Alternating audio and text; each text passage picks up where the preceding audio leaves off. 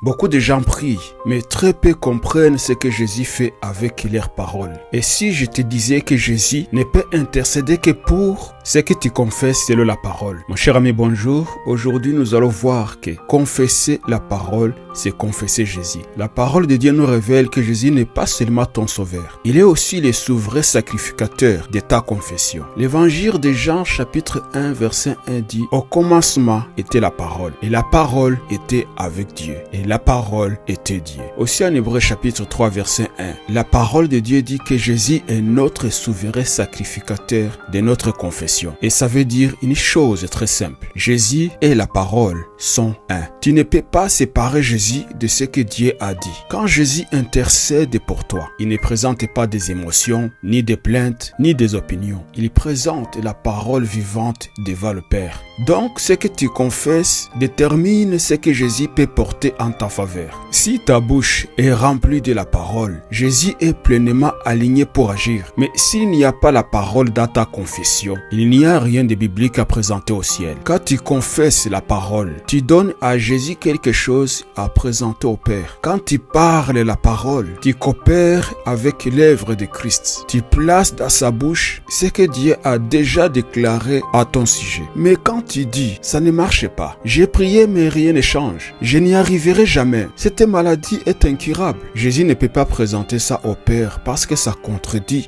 la parole de Dieu. Lorsque tes paroles sont remplies de doutes, de peur ou de découragement, tu coupes ce flux spirituel. Ce n'est pas que Jésus manque de puissance. C'est que Dieu ne confirme jamais une parole qui nie sa vérité. Le ciel répond toujours à la foi exprimée, jamais à la plainte répétée. Alors mon cher ami, si tu veux que Jésus parle pour toi devant le Père, alors parle ce que Dieu dit ici sur la terre. Ta confession détermine ce qui monte au ciel. Ta bouche devient l'écho de ton cœur rempli de foi. Quand tu déclares la parole, tu alignes la terre avec le ciel. Dieu confirme toujours ce qu'il entend de sa propre parole dans ta bouche. Chaque parole de foi que tu prononces ouvre une autorité spirituelle. Tu ne fais pas que parler, tu actives le ciel dans ta réalité. Car Dieu veille sur sa parole, pas sur tes circonstances. À partir d'aujourd'hui, mon cher ami, arrête de confesser les problèmes. Commence à confesser la promesse. Même si tu ne vois rien encore, la foi parle avant de voir. Tu n'as pas besoin de paroles parfaites, mais de paroles alignées. Quand ta bouche parle la parole, le ciel s'amène. Si ce message